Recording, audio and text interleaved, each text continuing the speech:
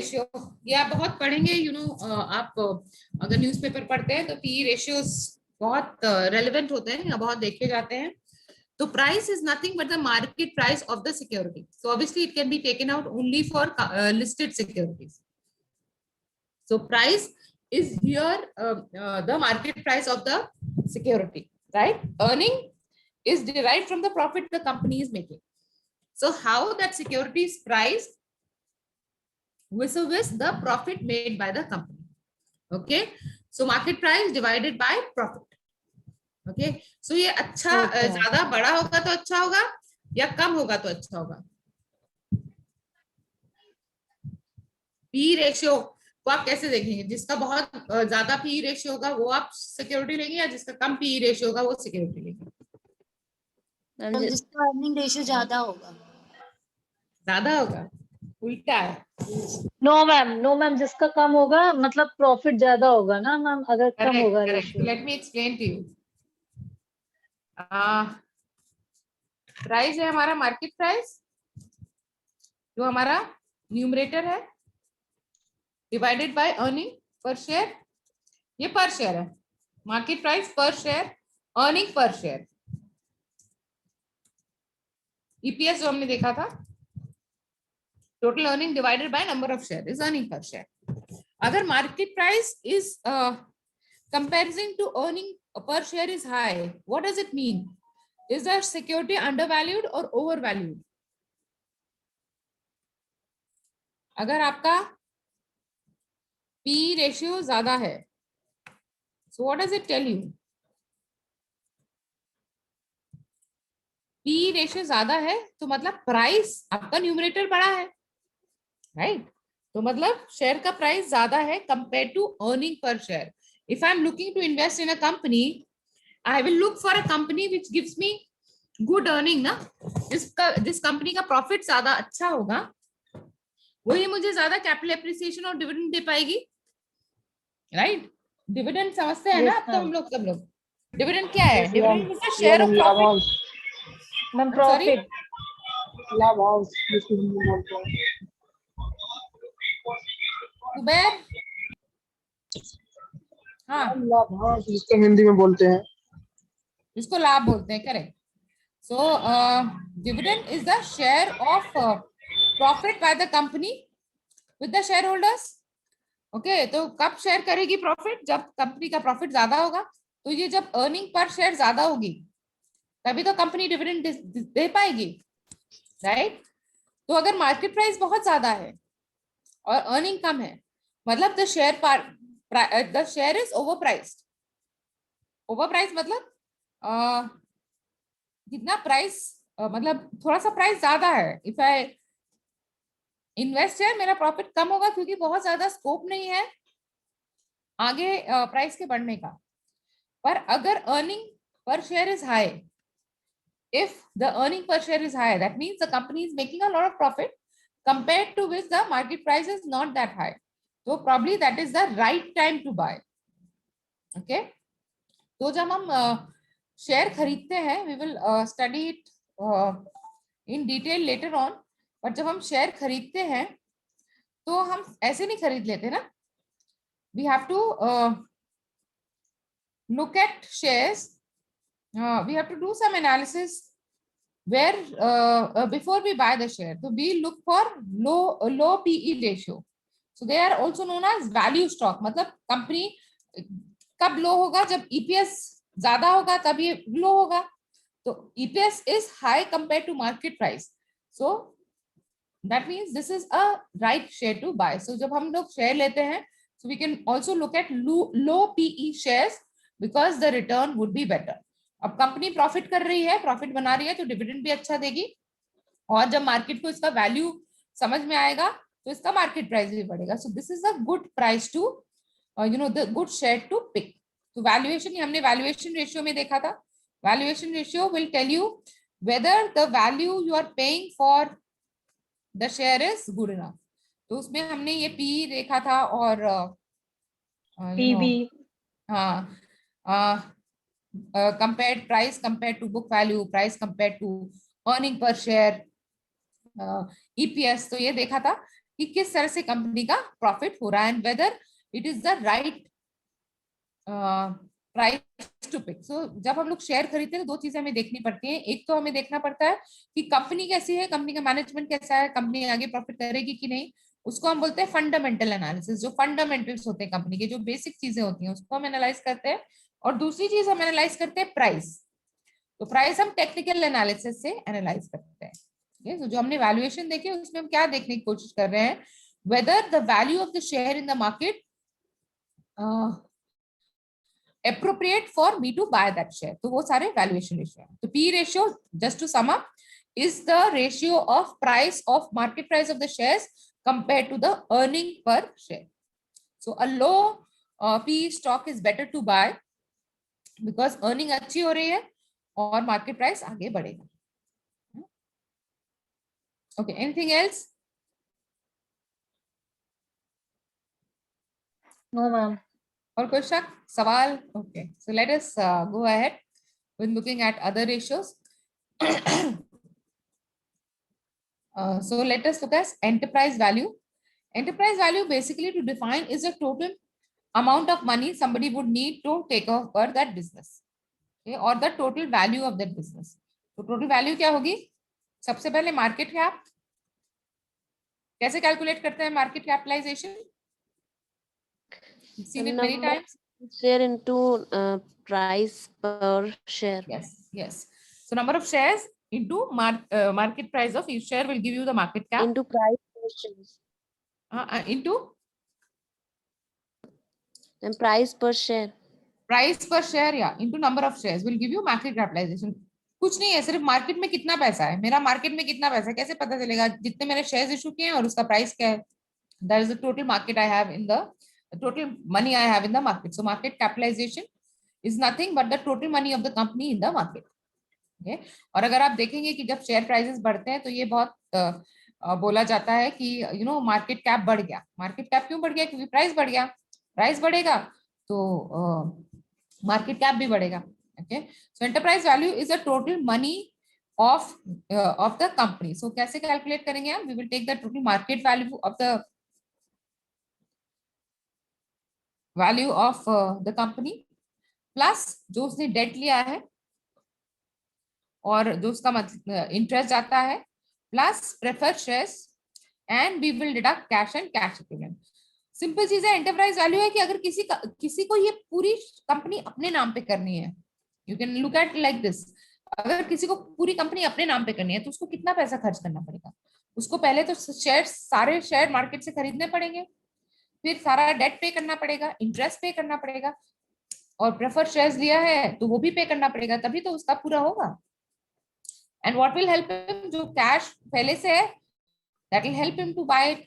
So that is what enterprise value is।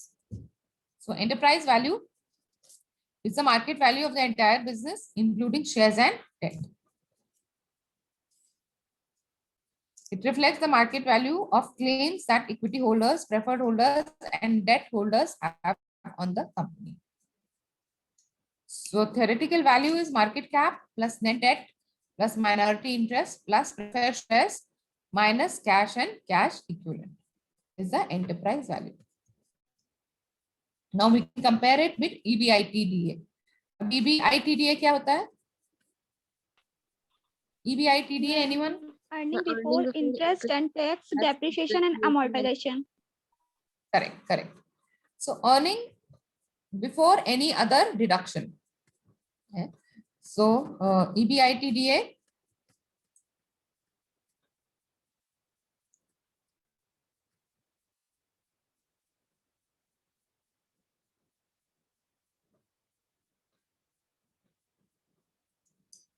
is the earning available to the stakeholders। So enterprise value is the total amount paid by a potential investor for buying out all form of investments made in the company।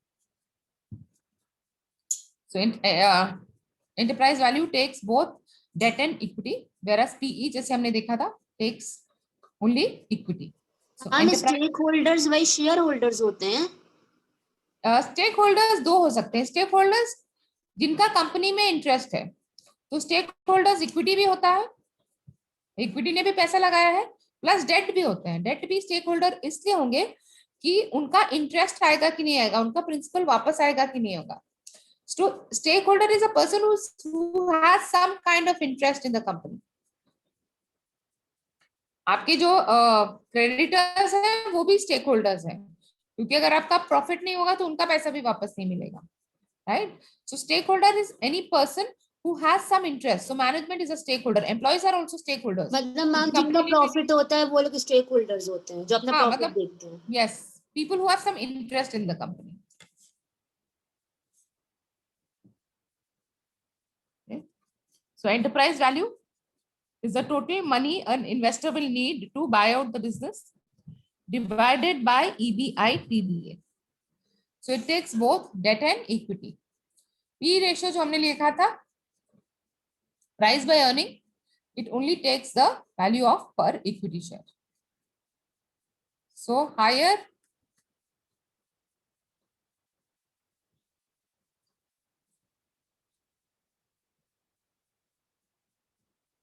the EV to EBITDA, the more money the company would need to buy it.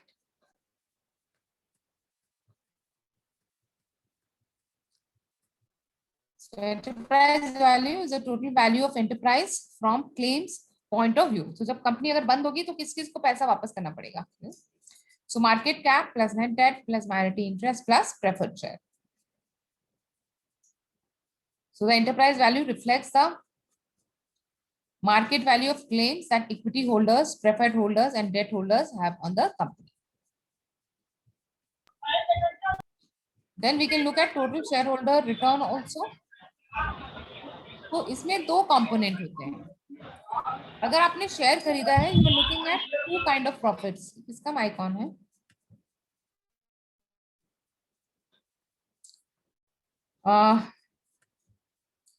okay, let me see if you remember because we have spoken about it earlier. तो अगर if somebody is buying a share, what are the kind of benefits he is looking at? उसको क्या क्या मिलेगा, किस तरह से उसका प्रॉफिट हो सकता है?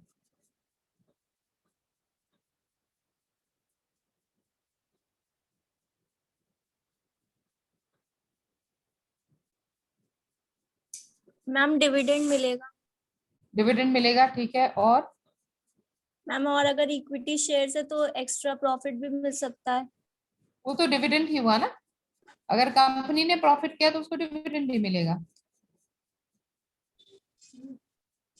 और क्या मिल सकता है?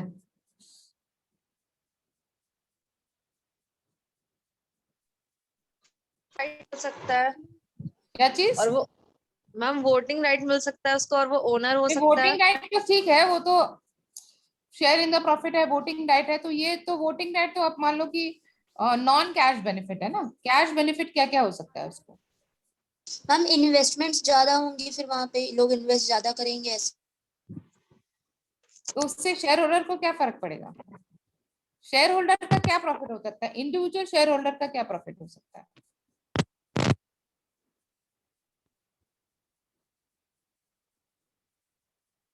तो एक तो आपने सही बताया कि उसको डिविडेंड मिलेगा, उसके अलावा क्या प्रॉफिट हो सकता है? मैम अगर उसको और प्रॉफिट होगा वहां पर तो वो अपना और भी जो जो उसके पास पैसा है वो वहां पे इन्वेस्ट कर सकता है, उसके थ्रू से और प्रॉफिट हो सकता है। वो तो ठीक है, तो उसको प्रॉफिट किस किस तरह से होता है? तो एक तो डिविडेंड से प्रॉफिट होता है, बस डिविडेंड से प्रॉफिट होता है कि और कोई तरीका है इसको प्रॉफिट हो सकता है? मैम वो ओनर्स ऑफ कंपनी भी तो होते हैं। अच्छा एक बार बताओ, अगर प्रॉफिट होगा तो शेयर प्राइस को क्या होगा? शेयर प्राइस बढ़ेगा कि घटेगा? अगर कंपनी को प्रॉफिट हो रहा है तो शेयर प्राइस बढ़ेगा कि घटेगा? मैम बढ़ेगा। मैम बढ़ेगा। तो वो किसको जाएगा, वो किसका प्रॉफिट होगा? शेयर बाय करते हैं मैम शेयर होल्डर का ही। वो भी शेयर होल्डर का प्रॉफिट होगा ना। तो जब कोई शेयर खरीदता है तो वो दो तरह के प्रॉफिट एक्सपेक्ट करता है। एक तो डिविडेंड है, dividend is a share in profit of the company, that is good, but he also looks for capital appreciation, मतलब जो शेयर प्राइस है वो बढ़ेगा। So shareholder is looking at two kinds of profit. One is the profit of of dividend and the other is the profit of capital appreciation. तो जब हम customer का total return calculate कर रहे हैं तो ऑब्वियसली हमको दोनों ऐड करना पड़ेगा. सो डिविडेंड और कैपिटल एप्रिसिएशन दोनों ही प्रॉफिट में हमको will be the total profit for the customer.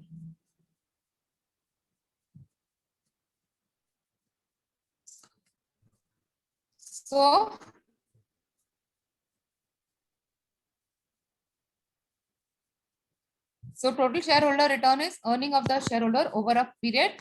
P0 is the initial stock price. P1 is the stock price on day of calculation. Agar P1 is more than P0, that means this is the profit for the customer, and dividend received between P1 and P0. Okay. So when you are looking at the shareholders return, you have to look at both capital appreciation and in share price as well as dividend. If you are trying to calculate how much profit you have made buying a share, so you not only consider capital appreciation. Capital appreciation क्या है? मैंने 10 रुपए का price 10 रुपए का share खरीदा 12 रुपए का हो गया तो वो मेरा कैपिटल एप्रिसिएशन है. But that is not my only profit. बीच में 2 रुपए का डिविडेंड भी मुझे मिला तो मेरा टोटल प्रॉफिट कितना हो गया? 10 रुपए का शेयर खरीदा 12 रुपए में बेचा और 2 रुपए डिविडेंड मिला. So what is my total profit? 4 रुपए. 4 rupees. 2 rupees from dividend plus 2 rupees from capital appreciation. So when we are looking at total shareholder return, we have to take care, or we have to take into account the capital appreciation as well as the dividend.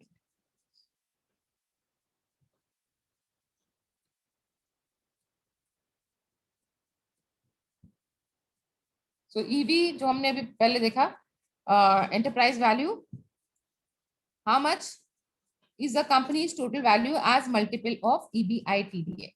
तो आपको profit कितना हो रहा है और enterprise value क्या है?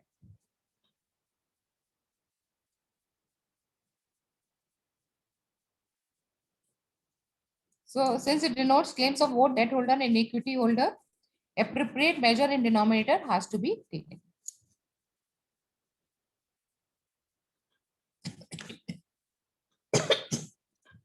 So EBITDA या EBIT, earning before income, interest and tax, is profit available to both debt and equity holder. We use it in denominator instead of profit after tax, which is profit only for equity holder. So ये difference है. Company के लिए profit after tax is for equity holders और EBITDA या EBIT इज profit available to both debt and equity holder.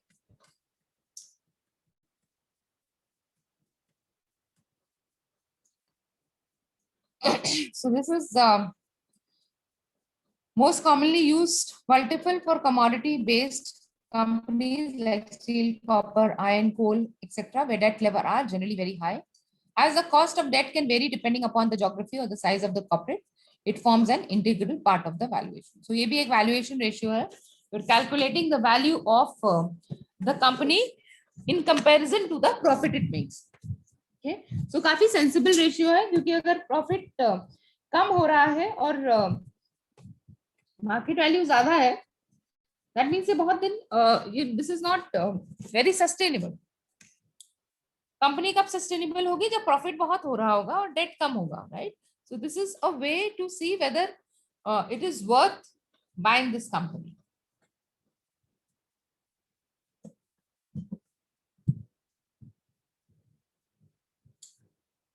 So since this multiple is capital structure neutral, this multiple can be used to directly compare companies with different level of debt.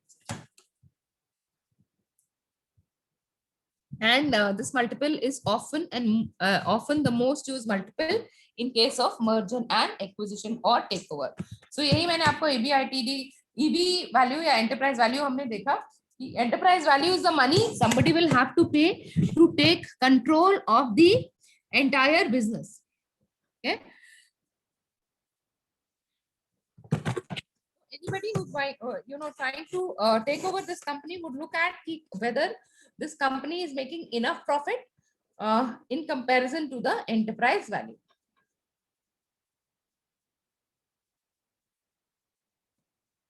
So they will look at companies which have a lesser EBITDA ratio, because in that case it would mean that the company is making good profit compared to the value of the company.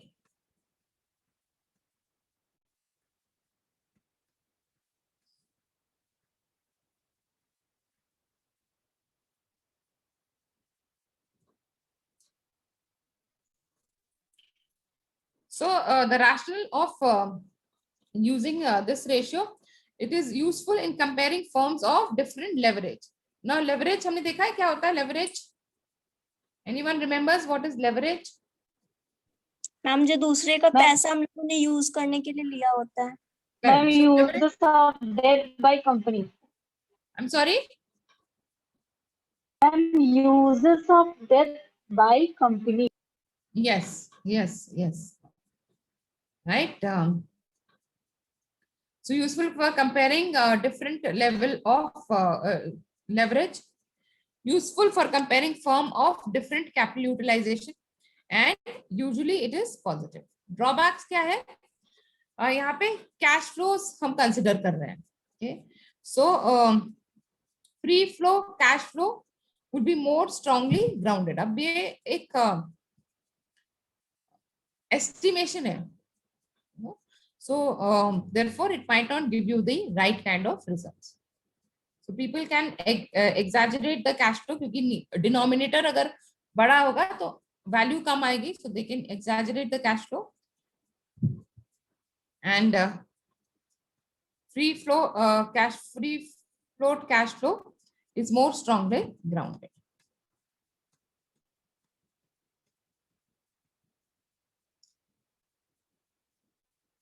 So enterprise value can be used in other multiples as well. So it can be used in as a multiple of free flow cash flow और EBITA, इसमें से depreciation निकाल दिया है, या EBIT या EVS or the market value of the stock. So enterprise value के साथ आप you can take out a number of multiples.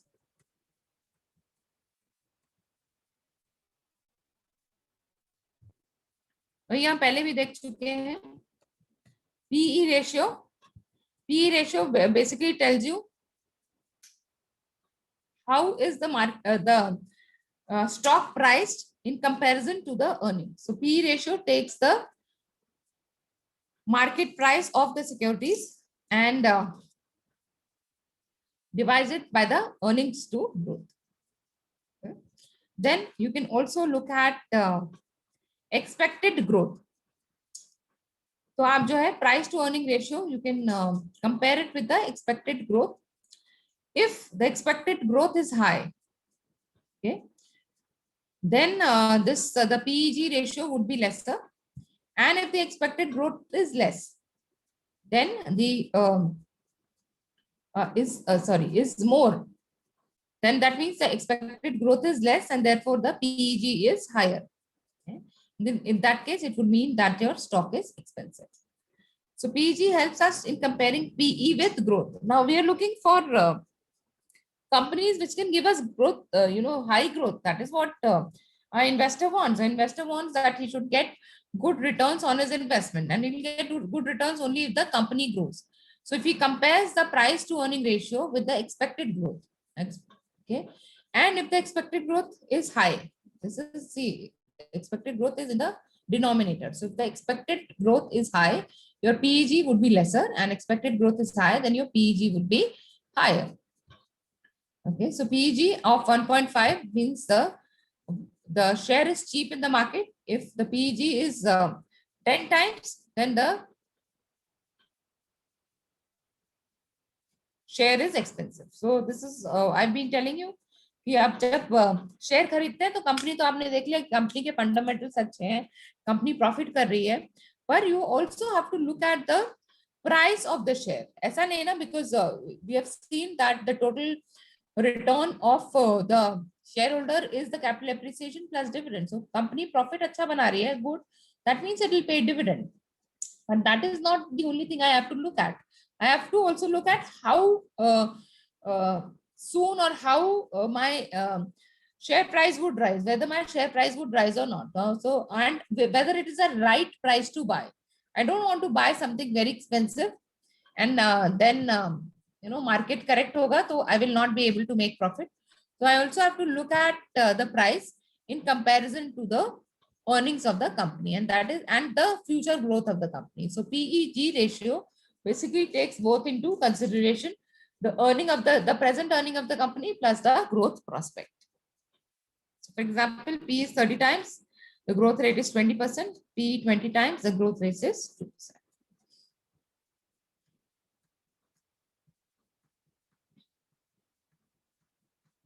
So G is the projected growth. So PEG ratio uses the basic format of the P ratio for a numerator and divides by the potential growth for EPS, which you'll have to estimate. So P ratio might, the two ratios may seem very similar, but PEG ratio is able to take into account future earning growth.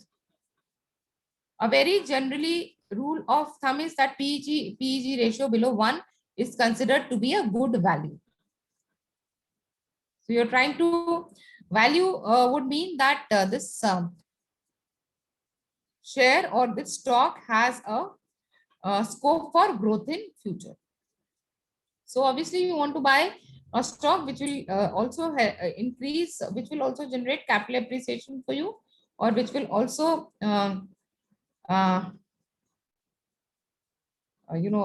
also have you add to your total return.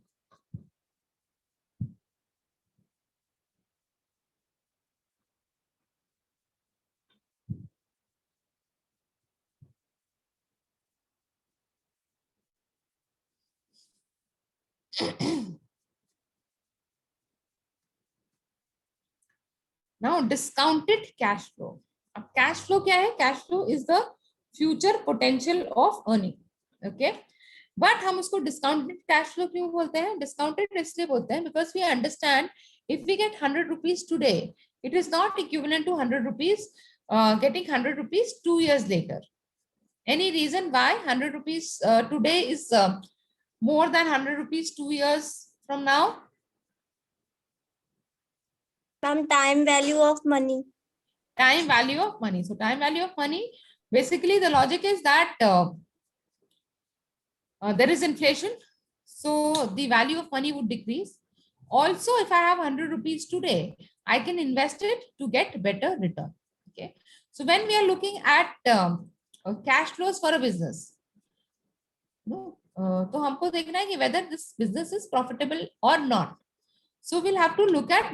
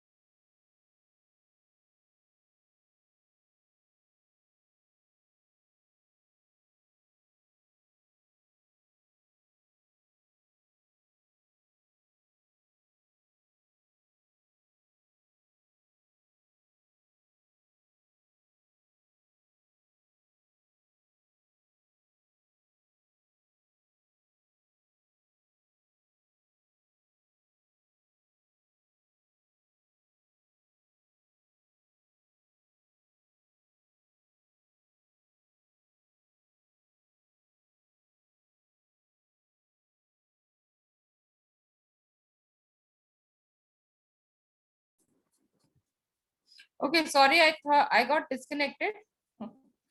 Now am I audible? Can you hear me? Yes, ma'am. Yes, ma'am. Yes, ma'am. Yeah, I'm sorry, I got disconnected. Just give me a moment.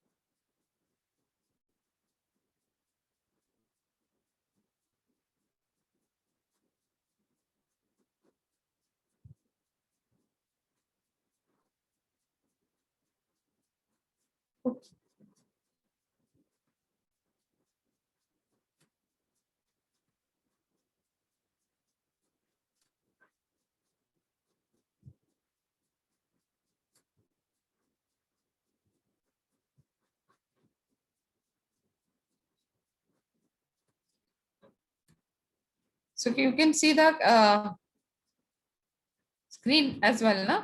The presentation as well. Yes, ma'am. Yes, ma'am. Okay. So discounted cash flow is about calculating the value of cash flow as on today's date, and then seeing whether this business is worth investing or not. So discounted cash flow is a valuation method used to estimate the attractiveness of an investment opportunity.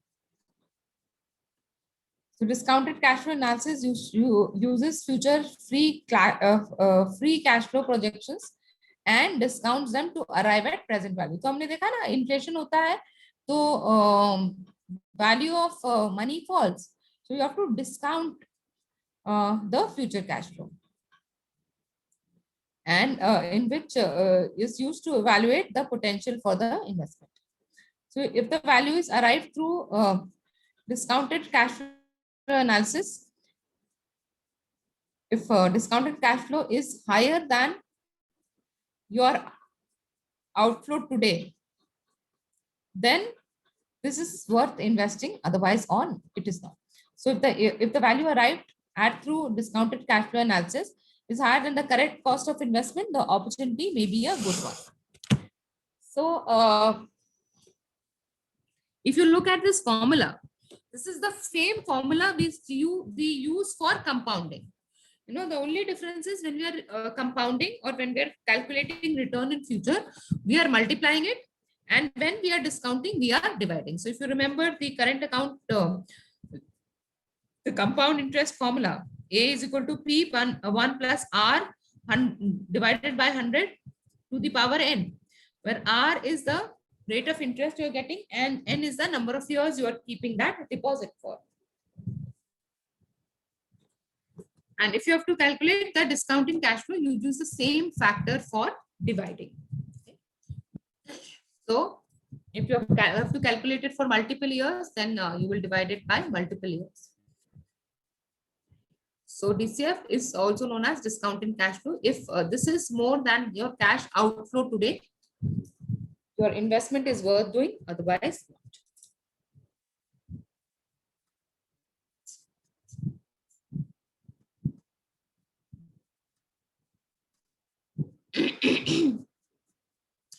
So another way of looking investment in a company is sum.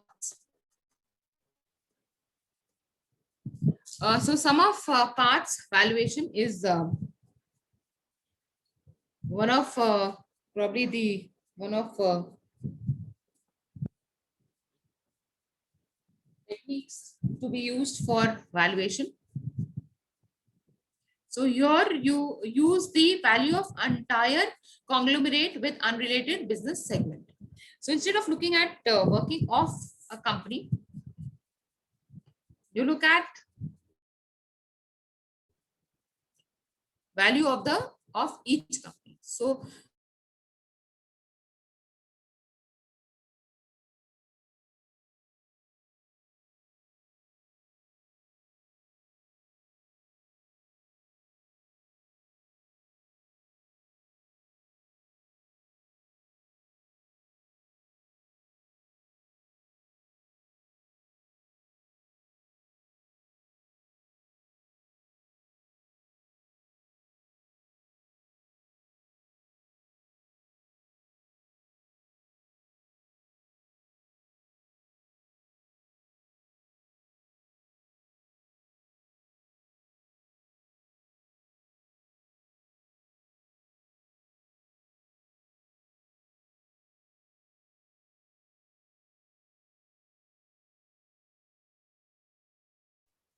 Just give me a moment. I'm just trying to get my connectivity proper, and I'm connecting with another device.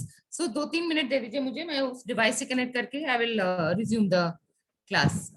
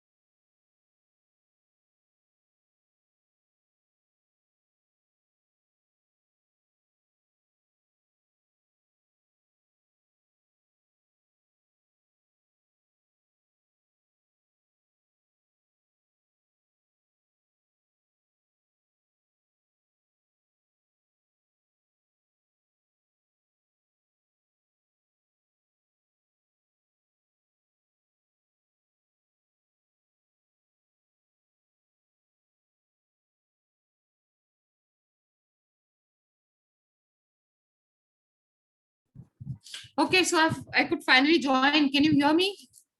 Yes, ma'am. I'm so sorry. I had some issue with my network. I don't know. Now, thankfully, it is sorted out. Anyways, let us start quickly. So we were looking at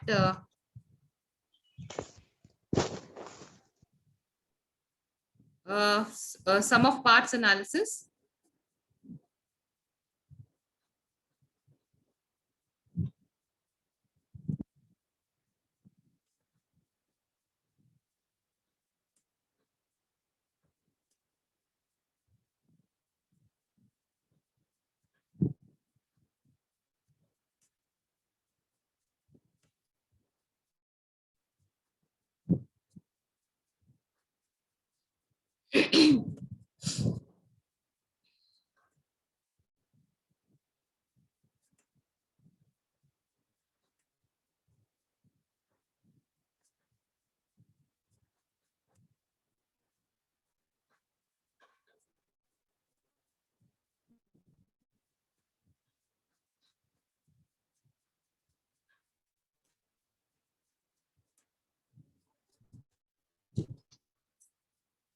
Sakshi, if you can please enable my screen sharing.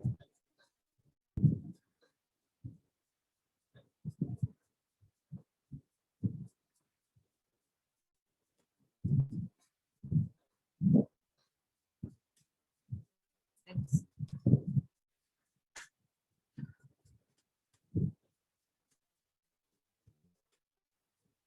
So we had seen discounted cash flow and we were looking at some of parts. So some of the parts valuation is a technique to value or conglomerate with unrelated business segments. Like if you can look at Times of India, or you can look at Tata Group, or you look at Reliance, they have many unconnected businesses. And then you can look at a particular projects in relation to them. So most large companies operate in more than one businesses. Valuing a diversified company requires separate valuation for each of its business and for corporate headquarters.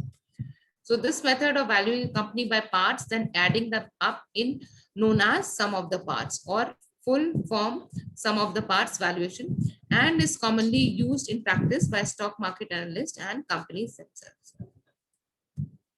So, however, some of the part is not very efficient because it relies on adequate information provided for each segment, and a lot of time we know that sufficient information is not available to value each business segment. So, segment valuation under sum of the part depends on the stage of its business cycle. The information is sometimes very difficult to find out due to limited information availability.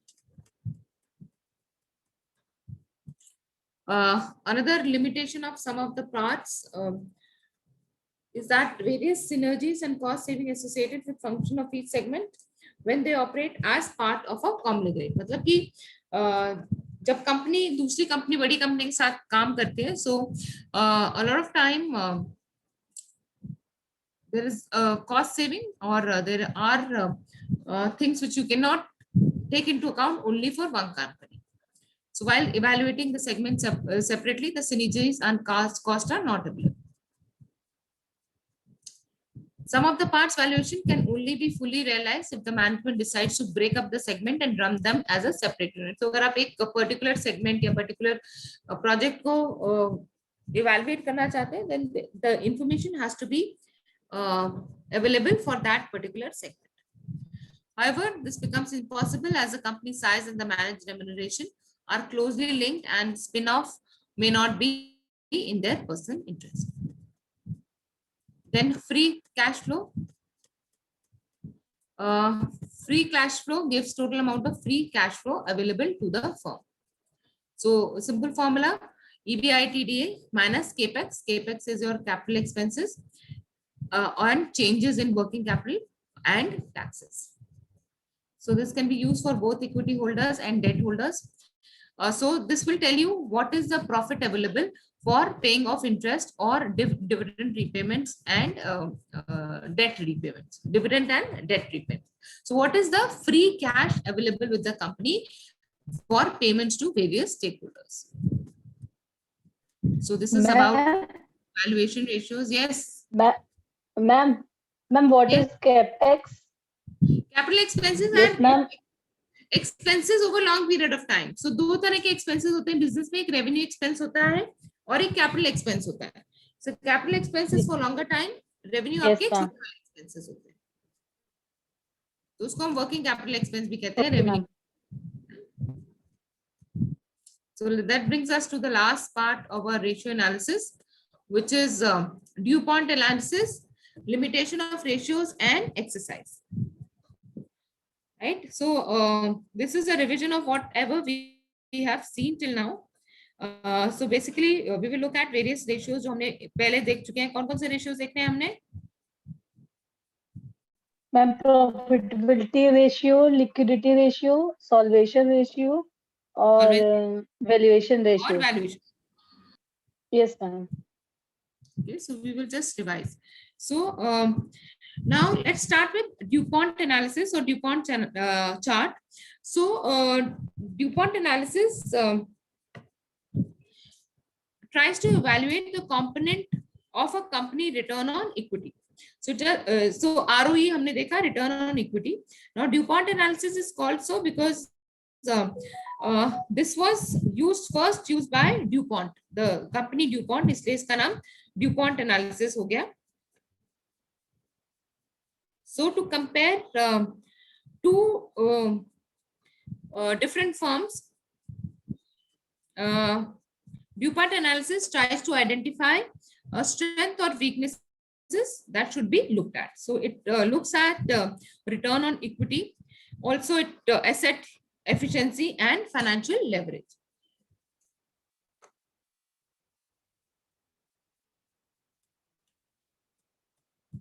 So DuPont chart talks about why someone should invest in business. What is the revenue? What is the profit? Now, if you look at company A and company B, now company A profit is 10 with investment of rupees 10. In company B, profit is rupees 20 with investment of 1,000. So if you look at absolute term, company B looks to be better because it is in absolute term, it is only earning rupees 10 and this is earning rupees 20. But if you look at, compare it with the investment, here the investment is 10 and the profit is 10, here the investment is 1,000 and the profit is 20. So obviously if you look at this in numbers, company A is better in terms of investment. So return on equity, ROE is return on equity. So we've seen how much money I'm getting back or how much money I'm getting for my investment in equity. So this measures the organization return to shareholders. So in case somebody has invested 100 rupees and he gets 20 rupees, that means his return is 20%. So profit loss हमने calculate किया ना percentage. So profit by 100 is into by cost price is your into 100 is your profit percentage.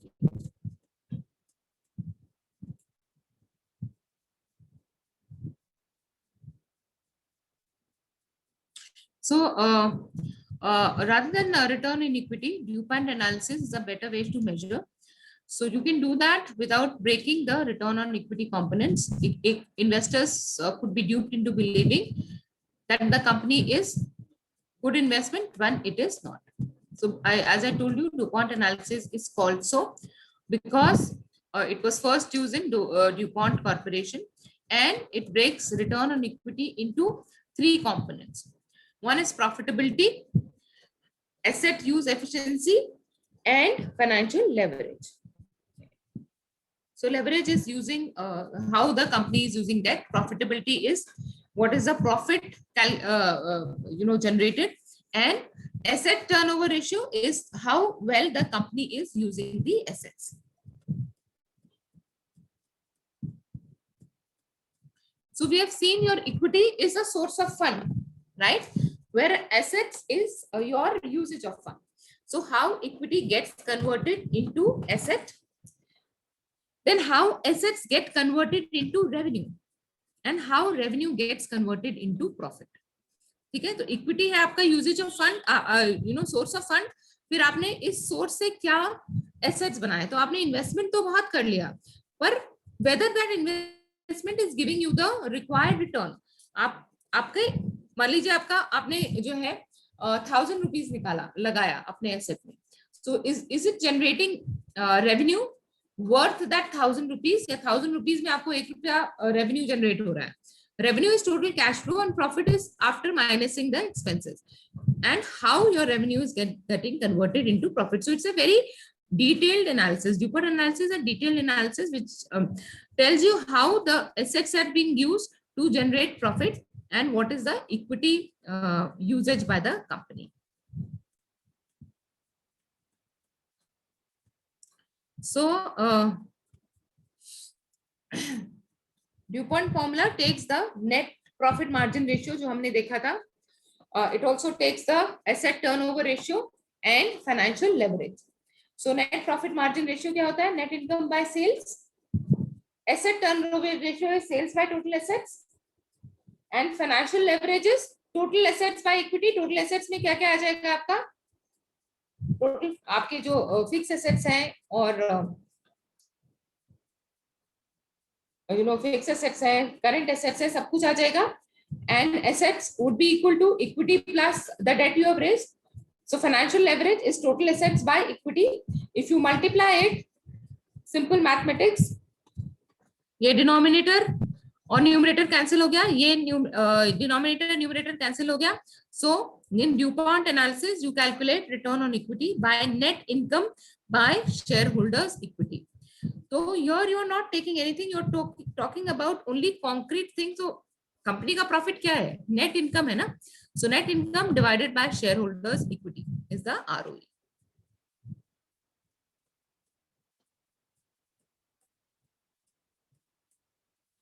So अब इसको increase करने के लिए क्या करना है? अगर आपको increase करना है तो न्यूमरेटर ये है, डिनोमिनेटर ये है, तो इसको increase करने के लिए या तो आपको न्यूमरेटर बढ़ाना पड़ेगा या डिनोमिनेटर घटाना पड़ेगा, right? So the company can increase the ROE by high net profit margin, high financial leverage, मतलब शेयर होल्डर इक्विटी की जगह if they have more of debt then this ROE would be better, and if they use their assets better then there will be this ratio would be better. So company can increase the return on equity by high net profit margin, high utilization of asset, and high financial leverage. So net profit margin measures percentage how revenue is converted into profit. So revenue मतलब क्या है कि revenue आपका selling price है basically. If you look at revenue is your selling price. और normal profit and loss के formula में if you remember थोड़ा सा कॉम्प्लेक्स सम होता था, तो we had to make subtraction from the selling price. We had to subtract the expenses, the interest, cost and tax to come at the net profit margin. So net revenue minus your expenses would be your net profit. तो अगर आपको net profit बढ़ाना है तो expenses कम करना पड़ेगा. So net profit divided by sales into 100 is your net profit margin. So it is also dependent on sale and cost effectiveness. So the better, the lesser expenses you have, the better would be the margin. And higher net profit margin, higher would be the return on equity. Now asset turnover ratio measures how you are using the asset. जी हमने पहले भी देखा था. कौन सा ratio है ये? किस कैटेगरी में डालेंगे इस रेशियो को आप? प्रॉफिटेबिलिटी में डालेंगे, लिक्विडिटी में डालेंगे, एक्टिविटी में डालेंगे, सॉल्वेंसी में डालेंगे? मैम एक्टिविटी में. Ma'am activity. Correct. Asset turnover ratio is an activity ratio which tells you how the company is using the assets. So asset turnover ratio measures asset utilization and efficiency, indicates how your assets are being converted into revenue. Higher asset turnover ratio, better is the performance of the company.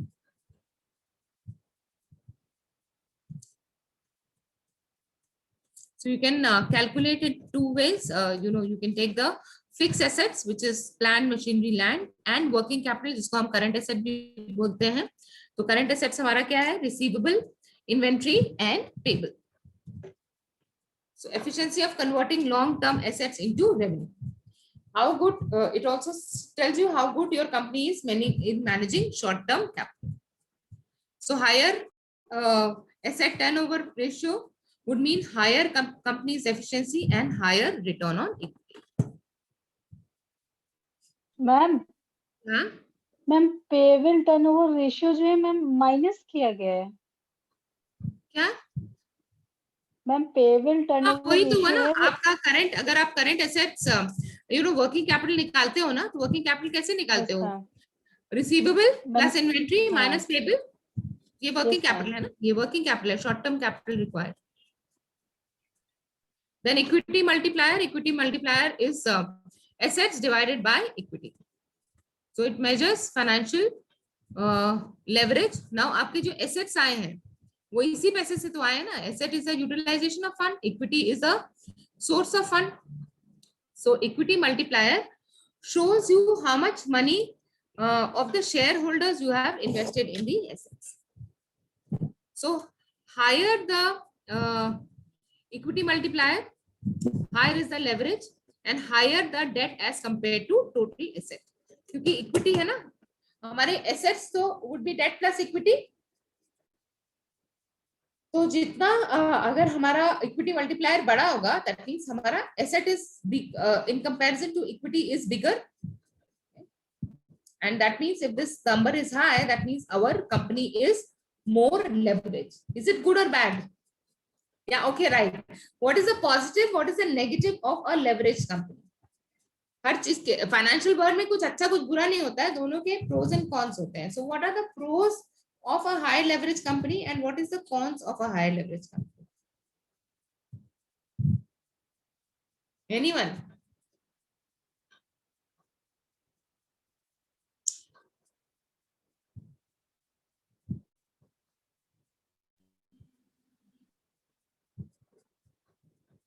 Now cons तो सबसे बड़ा है कि आपकी date, आपके ऊपर date बहुत है, डेट बहुत है तो कंपनी अनस्टेबल होगी.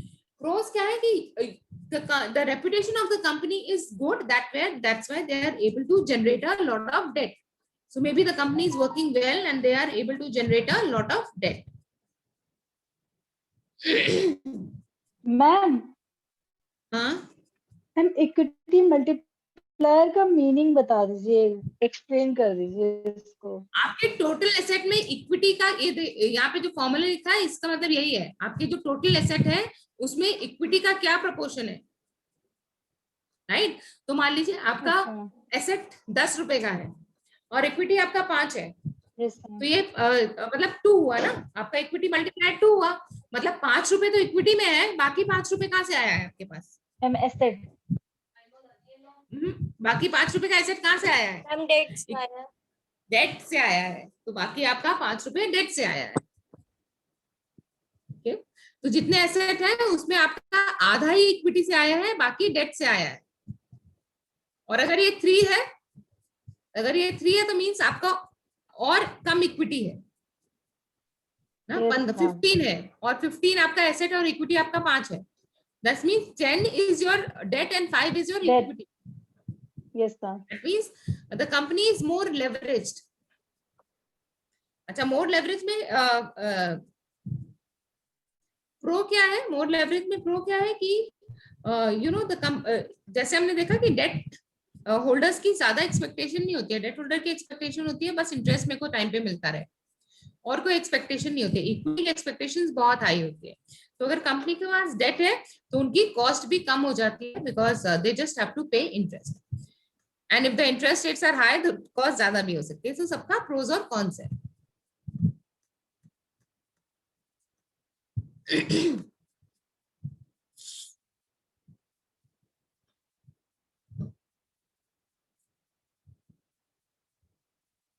okay? तो ये कंपनी आप देख रहे हो, अगर आप किसी ड्यू पॉइंट एनालिसिस करोगे, तो हमने क्या देखा? ड्यू पॉइंट एनालिसिस क्या है? Profit margin ratio into asset turnover ratio into financial leverage. तो दोनों का ही 45% आएगा, right?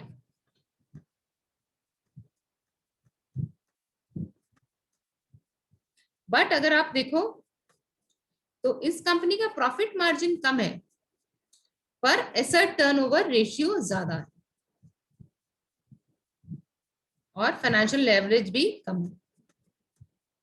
So profit margin ratio इस पहली वाली कंपनी का low cost of good sold है, इसका लो मार्जिन है तो मतलब high cost of good sold होगा। एसेट टर्नओवर रेशियो इसका 1 है, इसका 3 है, that means this company is using the assets better. Financial leverage ज्यादा है, लेवरेज का मतलब कि अगर ज्यादा है दैट मींस स्टेबिलिटी कम है क्योंकि डेट बहुत ज्यादा है और डेट अगर अपना डेट होल्डर्स अपना पैसा मांगने लगेंगे तो company will have no choice but to shut down. तो इसमें फाइनेंशियल लेवरेज ज्यादा है, इसमें फाइनेंशियल लेवरेज कम है, so this company is more stable. So financial leverage for the first company is more risky, whereas the second company is less risky. So now let us look. We have seen how ratios are used.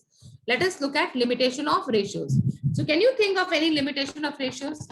Ratios क्यों नहीं देखना चाहिए या क्या limitation है ratios की?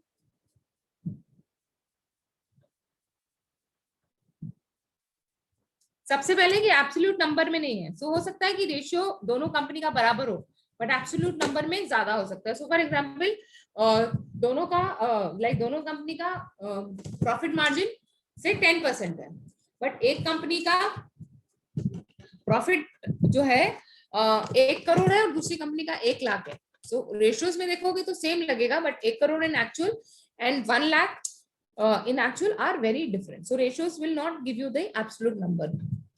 That is one disadvantage, and not all ratios are relevant. So not every ratio is relevant in every situation. Some ratios are relevant for certain companies. Some ratios are redundant. Industry specific ratios can be important as general financial ratios. So ये question आपका भी था, ये क्यों निकालना है? So some of them are redundant, मतलब उनकी कोई जरूरत नहीं है. And different users and questions focus on different ratios. So for example, I'm a shareholder.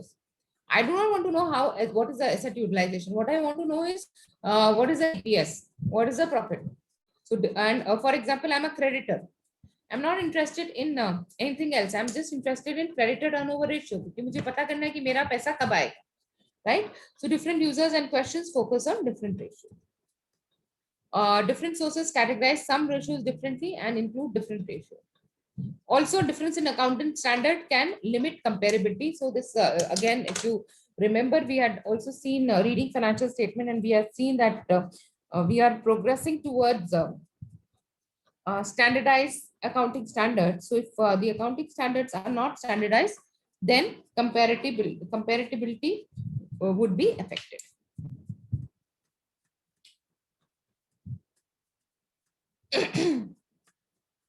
And also some business are seasonality also affect. So for example, ice creams and cold drinks sell only in summers, they don't sell during the winter months.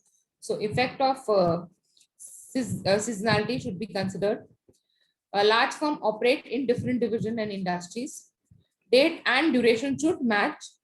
Different accounting practices can distort comparison. So ये जो हम देख रहे थे, somebody had a question कि ये क्यों चाहिए हमको, क्यों similar accounting standard चाहिए, because only when we have similar accounting standard the comparison would be similar.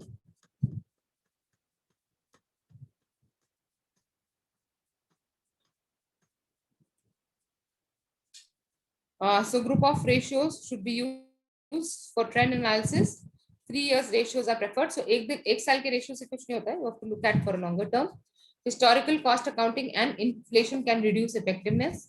Difficulty to say whether it is good or bad, and it cannot be used on standalone basis. So you have to look at the complete picture rather than only looking at the ratios.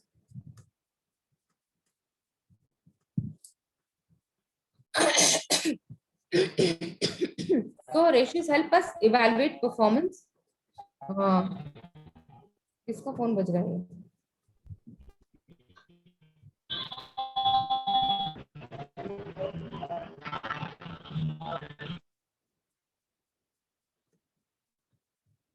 Zubair mute हो जाइए please. So ratios help to evaluate performance. They give structure to the analysis, show the connection between activities and performance. So they only don't concentrate on profit as we have seen. They can also calculate how effectively the company is using the assets. And they can benchmark it past for the company and the industry. So even if I want to look at how my company has performed, I can compare the ratio for the last year with the ratio of this year and industry. So to conclude, we can see that ratios should be used as a first step. However, mechanical analysis is dangerous, should be used intelligently. And looking at only ratios obviously is not the only way of analyzing the performance of a company.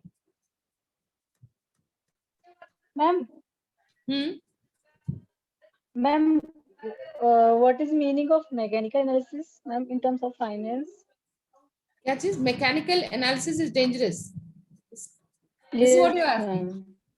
Mechanical analysis Yes, मतलब ma'am. दिमाग नहीं लगाया, सिर्फ आपने calculate करके रख दिया.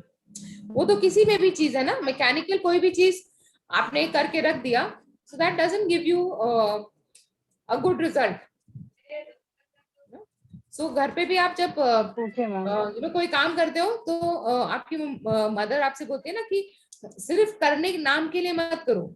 जैसे उन्होंने कहा अलमारी ठीक कर दो, तो आपने जो है अलमारी में जो है ऐसे कपड़े घुसा दिया, तो आपने जगह तो साफ कर दी बट एक्चुअली सफाई नहीं हुई है. सो वो मैकेनिकल है. मैकेनिकल मतलब सिर्फ काम करना, उसका रिजल्ट को एनालाइज नहीं करना. So mechanical analysis, working mechanically is dangerous anyway. Mechanical is like a machine, जो आपने इनपुट कर दिया वही काम करेगा.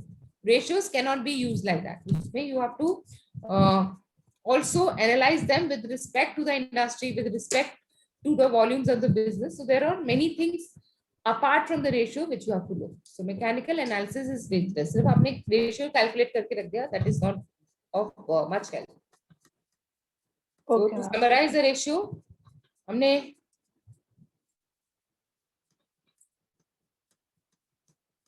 देखे टर्नओवर रेशियोज. सो फिक्स एसेट टर्नओवर रेशियोज, ये सब एक्टिविटी रेशियोज थे. सो fix asset turnover ratio, fix asset is the amount of asset which we have used for a long time, which we will use for a long time. तो जो हमारा initial पैसा जाता है वो हमारा फिक्स एसेट में जाता है. So fix asset turnover ratio basically tells how effectively a business is generating sales with existing fix asset. तो आपने इन्वेस्टमेंट तो बहुत ज्यादा कर लिया पर उतनी सेल्स आप नहीं निकाल पा रहे हो. Then debtor turnover ratio tells how fast and effectively the business is realizing its sales proceed. अगर ये बहुत बड़ा है आपका debtor turnover ratio, मतलब you're taking a lot of time to collect your money, again the business is inefficient. Then creditor turnover ratio, the liquidity of the business and how easily the company can meet its current liability. Creditor turnover ratio is how much time you're taking to pay to your creditors. So अगर आप इसको time पे कर पा रहे हो, मतलब the business has enough liquidity to make the payment. Then inventory turnover ratio, how much of company's working capital is tied up in unsold inventory. तो आप इन्वेंट्री को बेच के कितनी जल्दी पैसा रिकवर कर पा रहे हो is the inventory turnover ratio.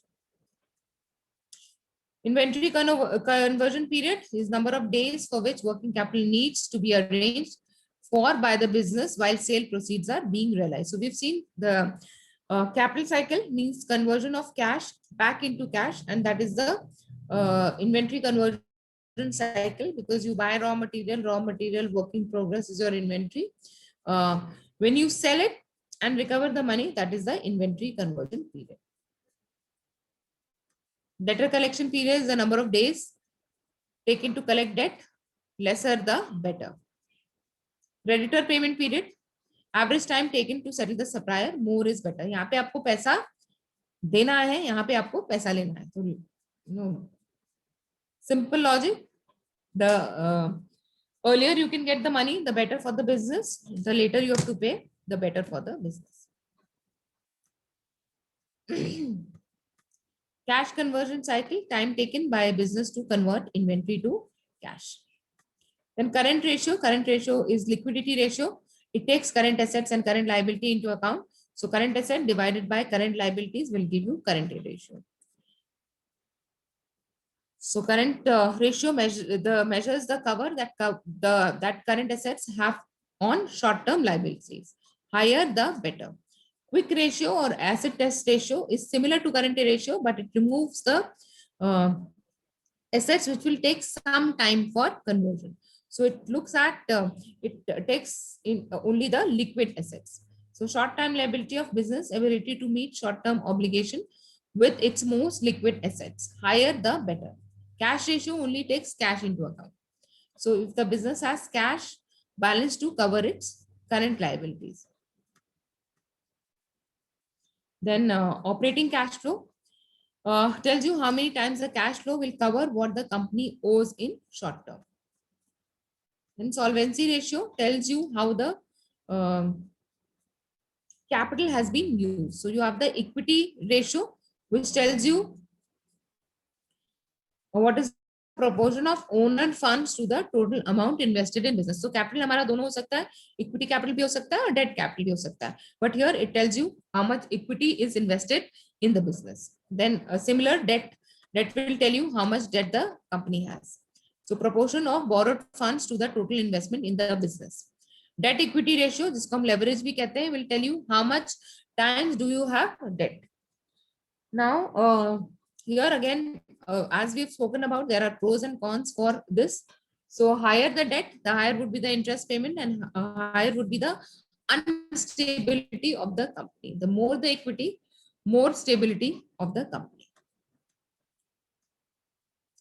The proportion of external fund to own funds in the business less than 0.5 is considered ideal traditionally. So it should be 0.5. Interest coverage ratio means how much money you have to meet your interest obligations. Interest obligation हमारी debt पे होगी. So how much money do I have to pay the interest? Then fixed charge coverage, how well covered the businesses in meeting fixed overheads. Debt coverage ratio, now यहाँ पे सिर्फ interest है, ये debt भी है. How much money do I have to pay to my debtors? So this will depend on my income. Ma'am Yeah. Ma'am जो date coverage ratio है इसमें मैम इंटरेस्ट मैम इंक्लूड होगा या मैम नहीं होगा? इंटरेस्ट भी इंक्लूड होगा, principal भी इंक्लूड होगा. इंटरेस्ट कवरेज में सिर्फ इंटरेस्ट है, इसमें इंटरेस्ट और प्रिंसिपल है. ओके ये डिफरेंस है. इंटरेस्ट कवरेज में सिर्फ इंटरेस्ट है, डेट कवरेज में इंटरेस्ट प्लस प्रिंसिपल है.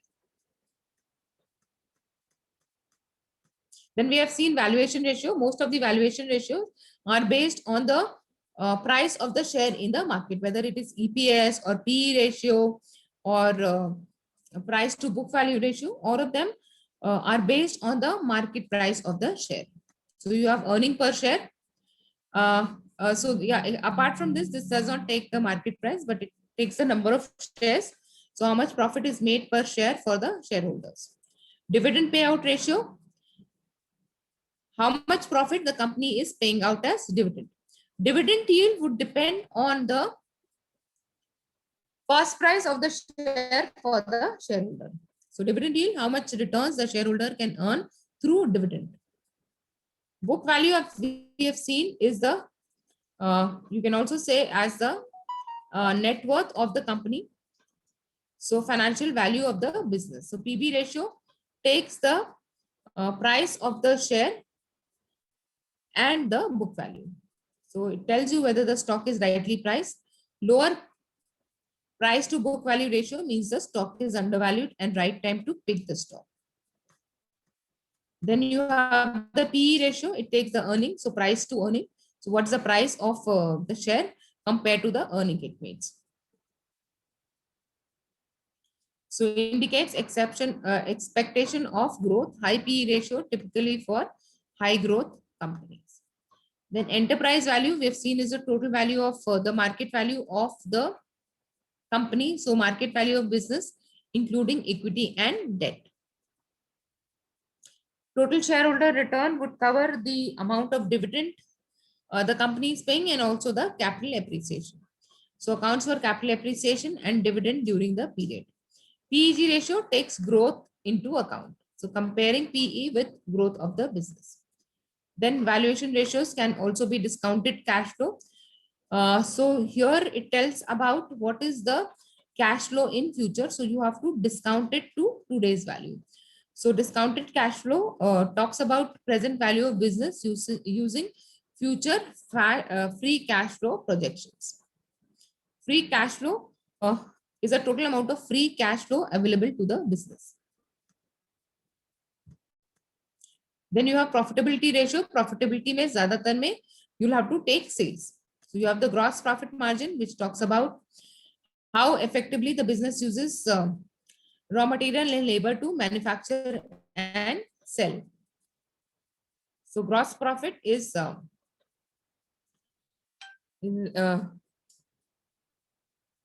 revenue divided by sales. Gross profit divided by sales. Then operating margin is operating profit by sales. So proportion of revenue available to cover non-operating cost.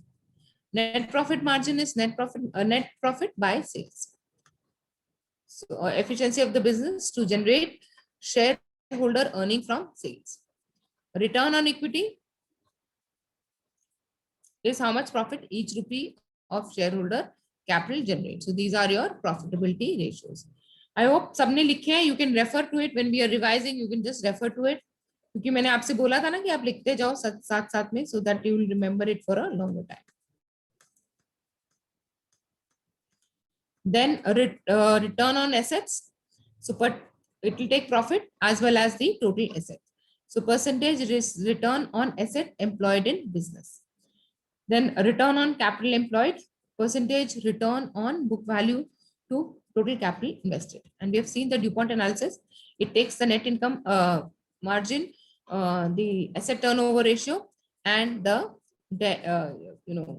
leverage. So more granular analysis of return generated by business to understand the drivers of profitability. Now there are some exercises.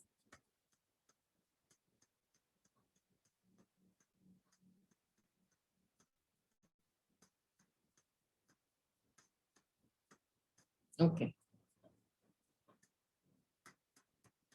तो ये है आपका company की balance sheet. तो आपका देखो liability is equal to the asset.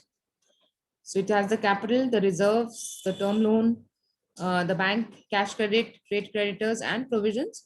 And you have the net fixed assets, inventory, cash, receivables, goodwill. So now calculate this.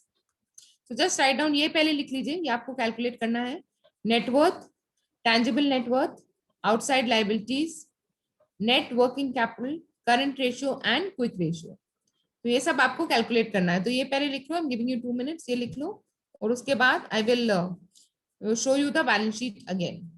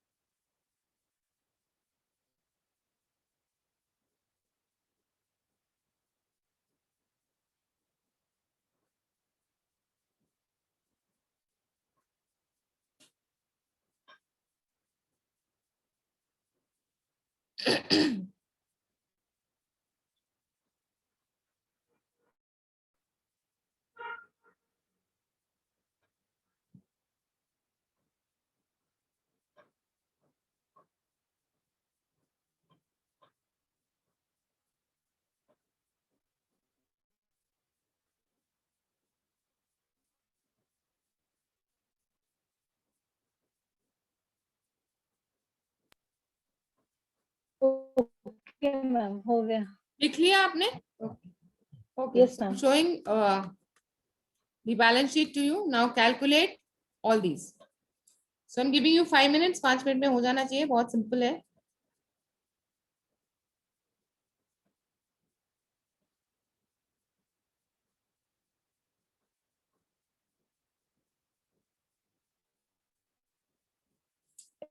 is doing it?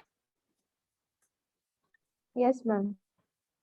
Shabnam, Shubham, copy pen लेके बैठे हैं ना जी आप? Ma'am.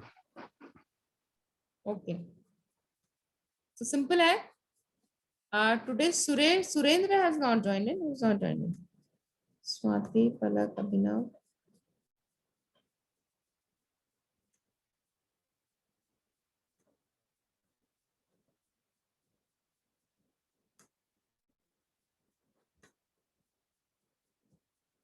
Surendra has not joined in.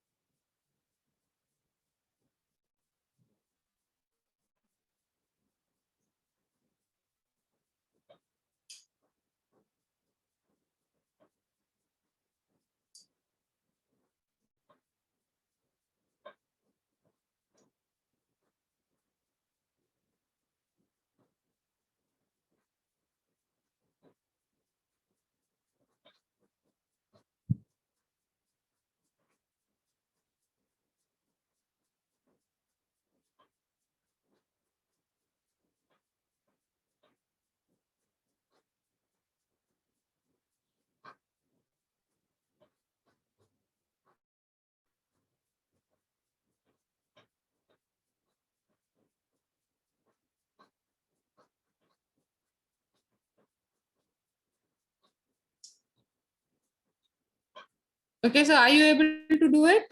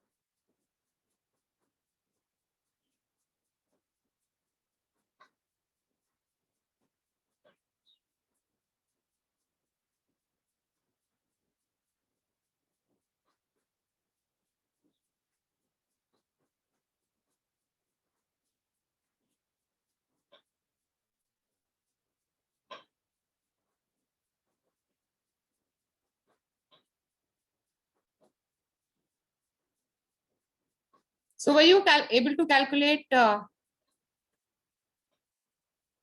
net worth? क्या है formula net worth का? Net worth कैसे कैलकुलेट करते हैं?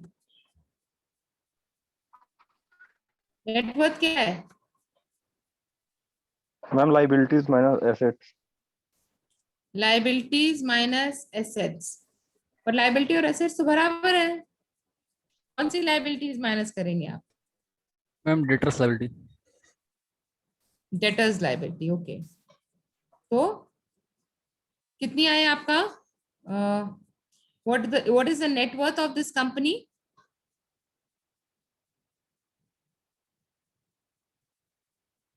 क्या है नेट वर्थ इस कंपनी का?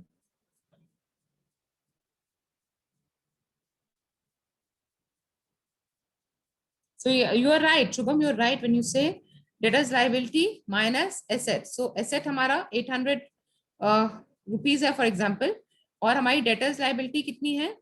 Term loan, bank, cash credit, trade creditors and provision. So 500 plus 100, so 600. So net worth of this is 200 rupees. And you can also calculate your net worth by capital plus reserves. So capital is the shareholders capital, like and plus the reserves are from the profits. So the net worth of this company is 200. कितने लोग का आया आई? How many of you could get it? Ma'am मेरा आ गया। शक्ति, पलक, Swati, Yes, ma'am, आ आ गया। गया ma'am मेरा भी। Yes, ma'am. Yes, ma'am. उसके बाद फिर क्या है हमारा tangible net worth.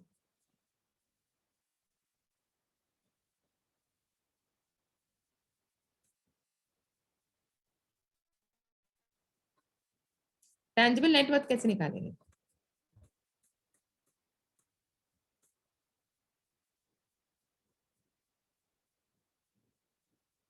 Ma'am, tangible net worth is 150. Correct. Yes. Net worth minus goodwill. Correct. Outside liabilities.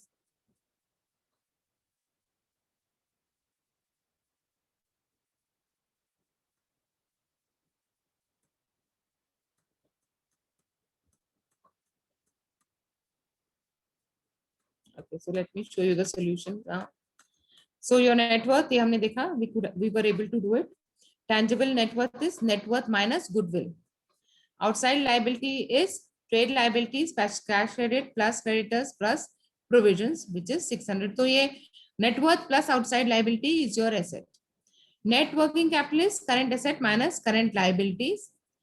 Current ratio, as we have seen, is current assets by current liabilities. And quick ratio is quick assets. Quick assets हमारे कितने हैं? इसमें हमने क्या include किया है quick assets में? Cash plus receivable. Cash plus receivable. Okay.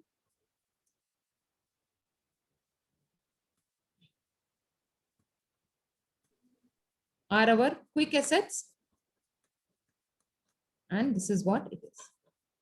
ठीक है? किसी को इसमें कोई प्रॉब्लम है कैलकुलेशन में? No, ma'am. No ma'am. समझ में आ गया? Current ratio and quick ratio. So now the next exercise. So ये आपको निकालना है, 3 चीज निकालना है. Tangible net worth for 1 year, current ratio for 2nd year, debt equity ratio for 1st year. ये 3 चीज निकालना है. ठीक है? लिख लिया आपने?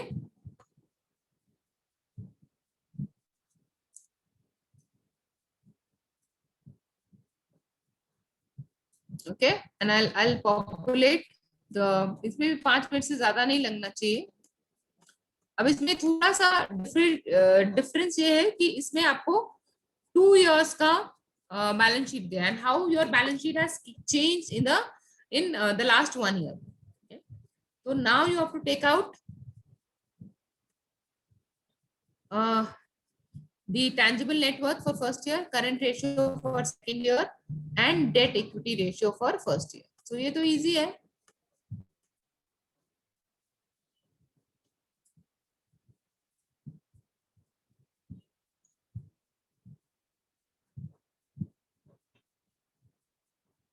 कितना होगा tangible net worth for 1st year?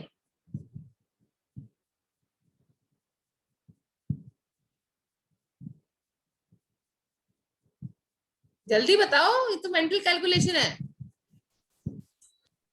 कितना tangible net worth for the 1st year? हमारा net worth कितना है for the 1st year? अरे somebody speak up. Ma'am 440। 440, right? और tangible net worth क्या होगा? 390. Correct. 450 minus 50. 440 minus 50, which is your goodwill or tangible asset. ठीक है, अब next क्या है?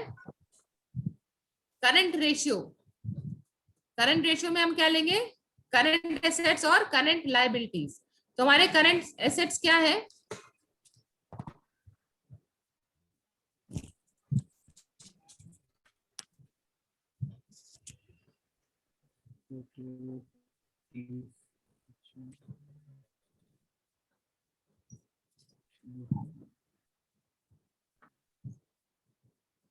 करंट एसेट्स में हम क्या क्या नहीं लेंगे,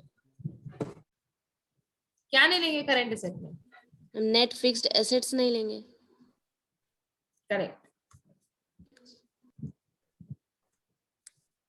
सो बाकी everything we will take. So net assets हमने माइनस कर दिया और सो 730 नहीं लिया एंड 730 प्लस 50 780 नहीं लिया।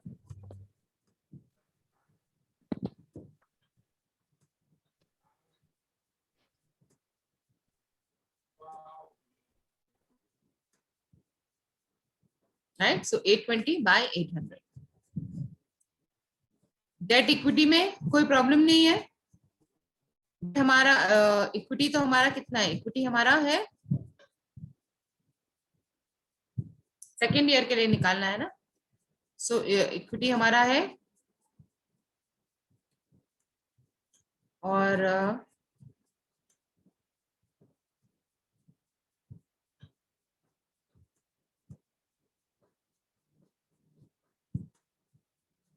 अनसिक्योर्ड भी हमारा डेट है।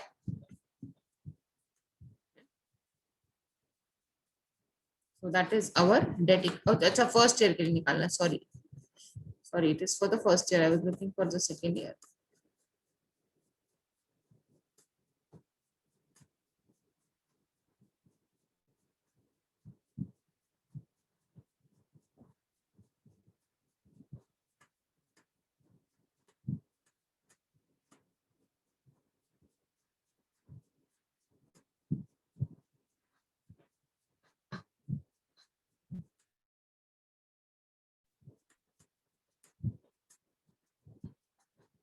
So that is the debt equity ratio.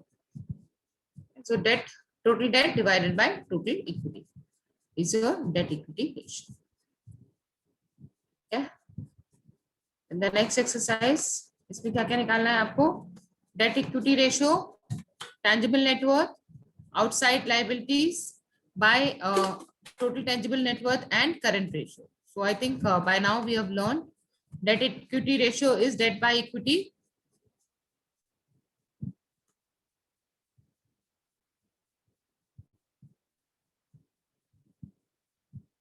So हमारा टर्म लोन है 600 और हमारी equity capital plus preference capital है 300. So debt equity ratio would be 600 by 300. उसके अलावा हमें क्या निकालना है? Tangible net worth. So net worth minus primary, इसमें तो कुछ है ही नहीं ना.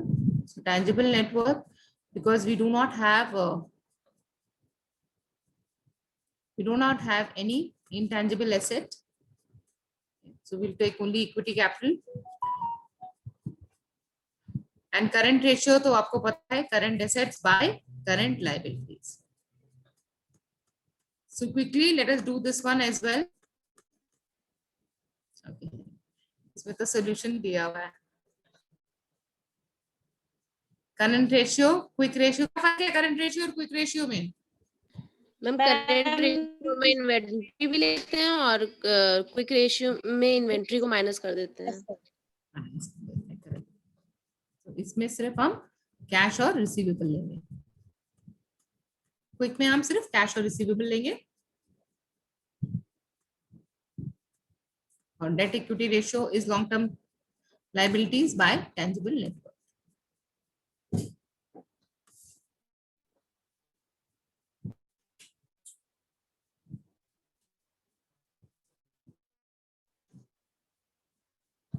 So, इसके अलावा आपको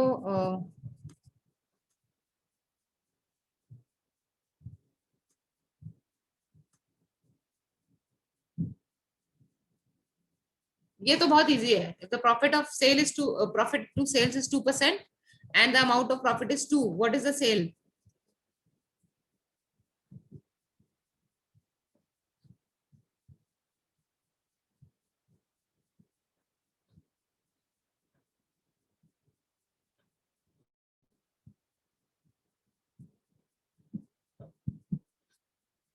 ये निकाल पाएंगे?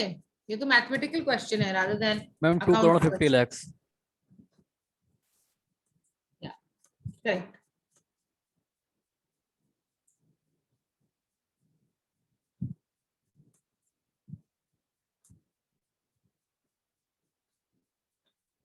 अच्छा, अभी इससे आप बैलेंस शीट बना सकते हैं जो आपको दिया हुआ है अभी यहाँ पे. Company has net worth of 5 lakh, term liabilities of 10 lakhs,